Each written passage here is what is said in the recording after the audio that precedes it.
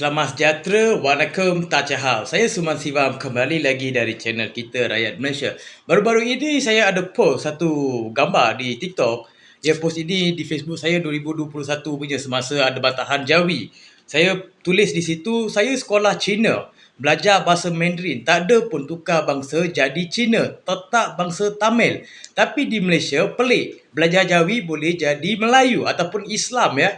Apa punya mentaliti. Saya tengok perkara ini lebih dipolitikkan ya. Sebab apa? Kita di Malaysia ini tidak ada masalah pun. Sedangkan orang Melayu ini bertolak ansur dengan Dongzong UEC ini. Sedangkan dia belajar ajar bahasa UEC ini silibusnya daripada China.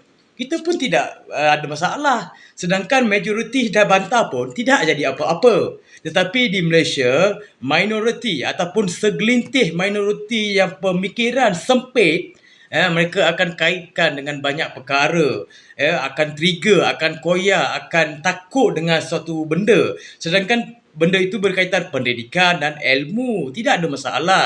Dan saya juga melihat perkara ini sangat kritikal disebabkan politik masing-masing, ideologi politik telah merosakkan kita sebenarnya.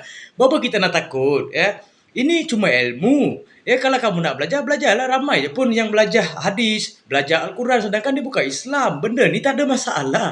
Tetapi dijadikan masalah untuk ditakutkan oleh sesebuah parti politik. Itu saya kata, keluarlah daripada tumpuk politik, daripada kenyataan politik, masuk ke realiti. Dan apa salahnya kalau anak-anak kita belajar Jawi, belajar hadis, benda tu ilmu untuk semua. Tak ada masalah pun, bukan ada paksaan pun. Kalau dipaksa pun tak ada masalah sebab suara majoriti perlu didengar. Begitu juga dengan orang Melayu. Orang Melayu suarakan ketidakpuasan terhadap UEC. Adakah UEC ini terhapus? Adakah silibus China ini tak masuk dekat Malaysia? Pergilah kaji balik UEC. Dongzong ini menggunakan silibus China. Ya, sedangkan orang Melayu di sekolah-sekolah yang dia serapkan Jawi ini semua menggunakan akal pendidikan negara. Ya, silibus-silibus negara mengikut perlembagaan persekutuan. Ini logik dah. Ya, kita rakyat Malaysia yang minoriti ataupun segelintir minoriti yang trigger, yang takut ni, ya, mereka tak nampak perkara yang sebenarnya ditakut-takutkan oleh seseorang, ya, sesebuah pandangan untuk mereka. Saya bagi pendapat ini atas dasar pendapat saya, tidak ada masalah. Perlu ke pendapat ini sama pada semua? Tidak. Tidak ada pendapat perlu sama pada semua. Kenyataan pendapat terpulang pada masing-masing. Kalau saya nak tulis macam ini, apa masalahnya? Adakah penulisan ini akan mengakibatkan rusuhan kaum, ya, ataupun melibatkan pergaduhan besar? Cuma saya sampaikan kotak fikiran saya, apa yang saya fikirkan, benda ini logik saya sampaikan. Tidak perlu marah, tidak perlu koyak. Kita ambil sebagai ilmu.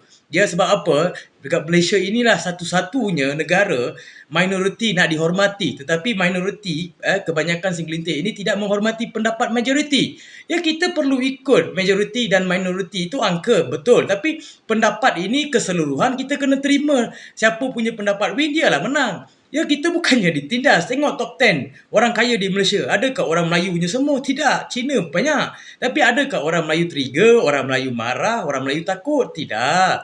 Ya, sama juga dengan minoriti, tidak perlu takut, tidak perlu apa-apa yang ditakutkan sebab negara ada perlembagaan, negara ada undang-undang. Tidak ada benda yang berlaku melebihi perlembagaan dan melebihi undang-undang. Ya, relax. Jangan marah sebab ini pendapat saya. Saya tak paksa untuk semua orang terima saya punya pendapat. Ini cuma pendapat saya. Sekian, terima kasih daripada saya, Suman Sibam.